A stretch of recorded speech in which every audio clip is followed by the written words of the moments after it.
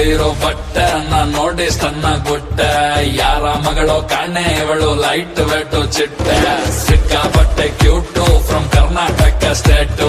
peg ಮೇಲೆ peg ಬಿದ್ರು ನಡೀತಾಳೆ straight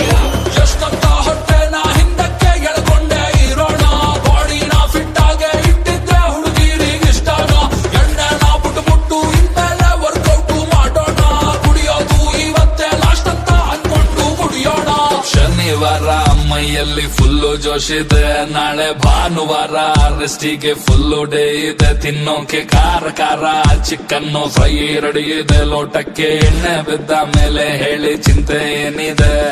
ಚಿಲ್ಲ